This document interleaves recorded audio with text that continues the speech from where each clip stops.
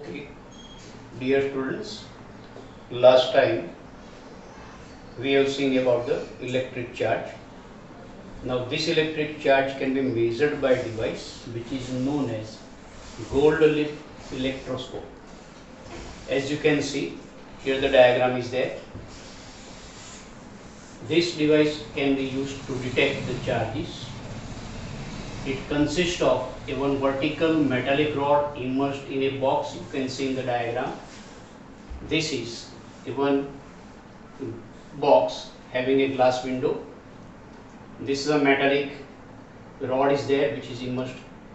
At its bottom there are the two gold leaves which you can see here, immersed in a box having a glass window with two thin gold leaves attached at its bottom end, as you can see. How can we measure the charges? So that you can see, when this kind of a charge rod, you can consider like a glass rod which have been rubbed with a silk cloth. So when such a charge rod touches the metallic knob, so this is the metallic knob, this is metallic rod. So when it touches the metallic knob at the top of the metallic rod, then the charges flow through the rod. So these charges flow through the rod and they will arrive at the gold leaves. Now on the gold leaves, because of these charges are having of the same kind, they are positive charges. So due to the same type of the charges on the leaves, they are going to be diverging from each other.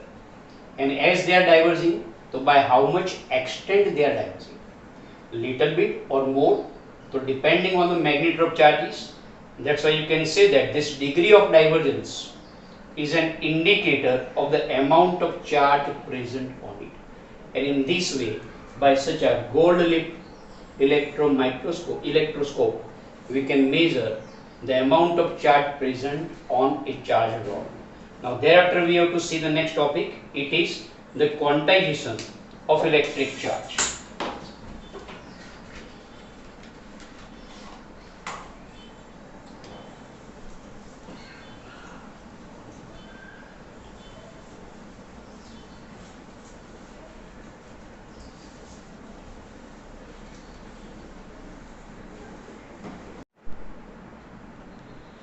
Now let us see. The next topic is quantization of electric charge. Now what is the statement for it? The magnitude of all charges found is in nature. You can see here.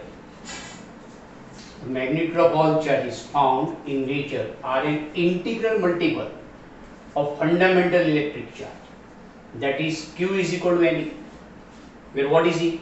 E is the fundamental electric charge and it is the charge on electron or proton, and you know this charge on electron and proton is given by the magnitude 1.6 into 10 raised to the power of minus 19 coulomb. N is positive integer 1, 2, 3 etc. So what are the possible charges? The possible charges available are Q is equal to 1E, 2E, 3E, 4E etc. Q is equal to, so substituting value of E, 1.6 into 10 raised to minus 19, 3.2 into 10 raised to minus 19 coulomb, 4.8 into 10 raised to minus 19 coulomb. What is the meaning of it? It means there are no possible charges having the value lying in between 1.6 and 3.2. Similarly, there are no possible charges having the value lying in between 3.2 and 4.2. You know very well, if you consider the continuous number like 1, 2, 3 etc. So between 1 and 2 there are so many numbers. Between 2 and 3 there are so many numbers. Between 3 and 4 there are so many numbers. But as we don't consider, when you are going to be rising on ladder, the number of steps are 1, 2, 3, 4. There is no any possible step which is called 4.5, 3.2, 6.7 like that one. So same way here, the minimum charge is 1.6 into 10 raised to minus 19 coulomb. After that there may be possible value like 1.7 into 10 raised to minus 19, 1.8 into 10 raised to minus 19, but these values like 1.7, 1.8, 1.9, 2.0, 10 raised to minus 19 coulomb. So such kind of the value of the charges are never be possible. The first minimum possible charge is 1.6 into 10 raised to minus 19 coulomb. Second possible charge 3.2 into 10 raised to minus 19. Third possible charge 4.8 into 10 to minus 19, and this fact is known as what? The quantization of charges. So then, according to the new researches, now if you take a proton or neutron, then this proton and neutron, as we know, they are remaining present inside the atom, but they are made up of some new fundamental particles called as the quarks. There are how many types of the quarks? We remember there are two types of the quarks. So here each proton and neutron made up of 3 quarks. The independent existence of any charge never be possible. The independent existence of quarks, independence existence of single quark never be possible. The quarks remains in group, and because of which each proton and neutron is made up of 3 quarks. So here there are how many types of the quarks? 2 types of the quarks is there. One is called up quark, having the charge plus 2 by 3, and it is symbolized by U. Second is down quark, having the charge is minus 1 by 3, and it is symbolized by D. So composition of proton is denoted by UUD, and composition of neutron is UDD. How is it possible? So let us see.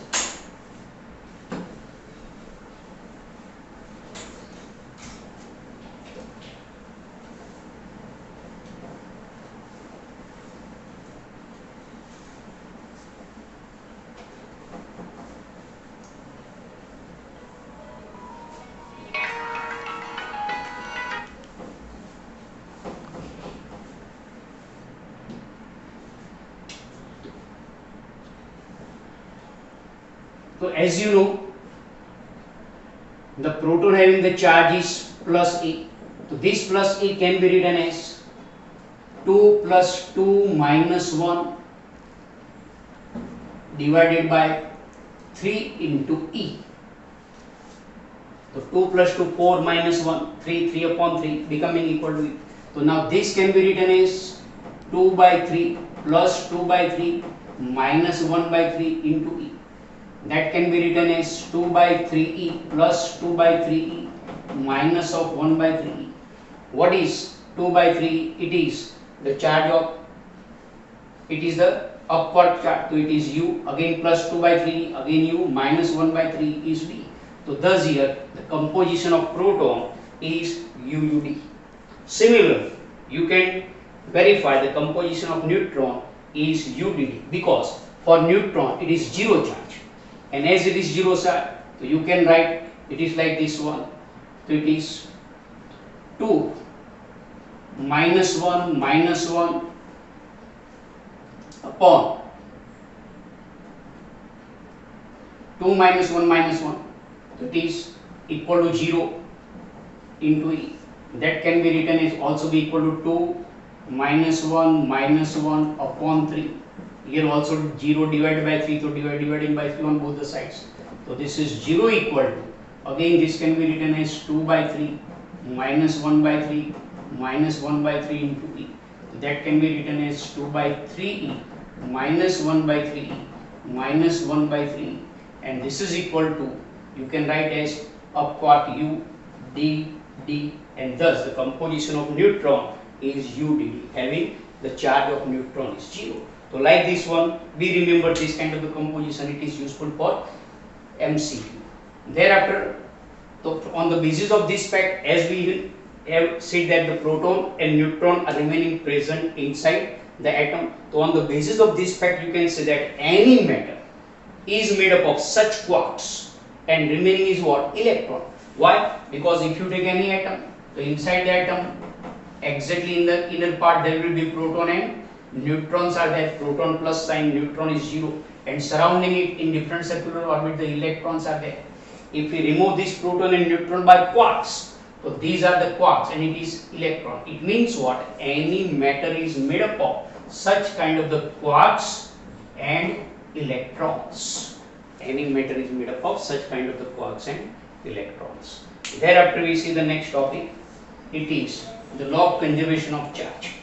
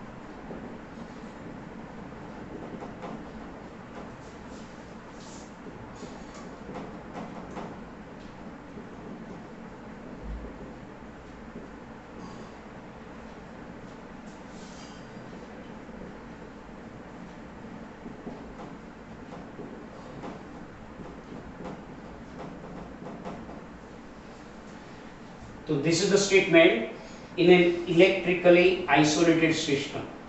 In an electrically isolated system, the algebraic sum of all charges always remains constant irrespective of any process taking place in. So what is the meaning of this statement? Electrically isolated system. Electrically isolated system means the system which is free from electricity. As the system is free from electricity, any kind of the charged particle can never be enter into the system, as well as any charged particle can never be come out from the system. But any chargeless thing can enter into the system. So on the basis of this fact, to understand this one, now we will consider the two examples. According to the first example,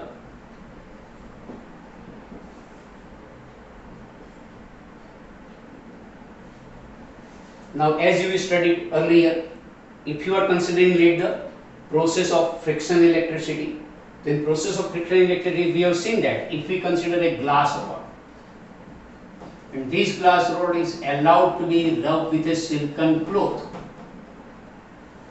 then as you know, so before the rubbing process takes place, the glass rod is electrically neutral, silken cloth is electrically neutral, and because of which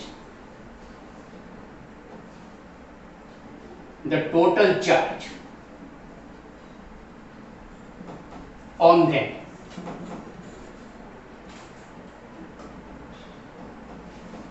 before rubbing process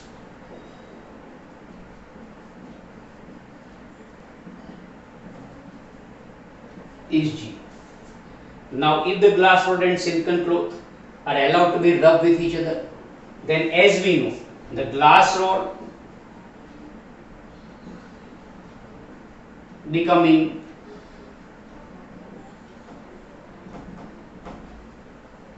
positively charged. Why? As you know, because it loses the electrons.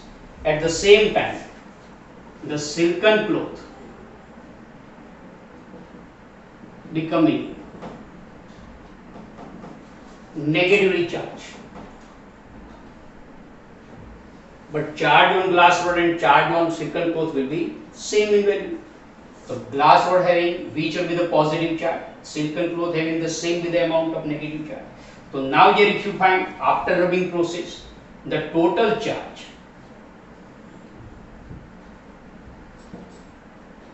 on this system matlab it is made up of glass rod and silken cloth.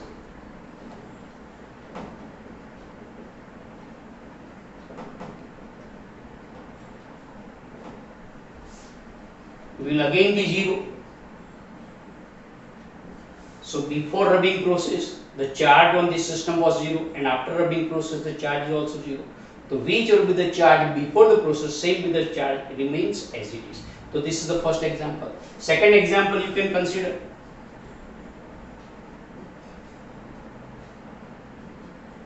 Now if I consider that this is an evacuated glass box,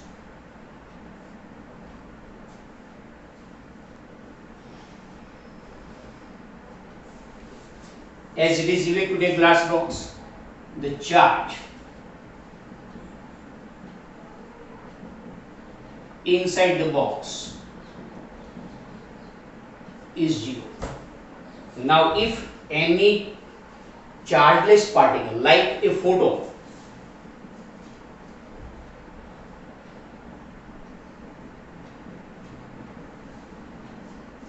this photon is chargeless particle but having a very high energy, so such a high energetic chargeless particle like photon when enters into the box, then it splits into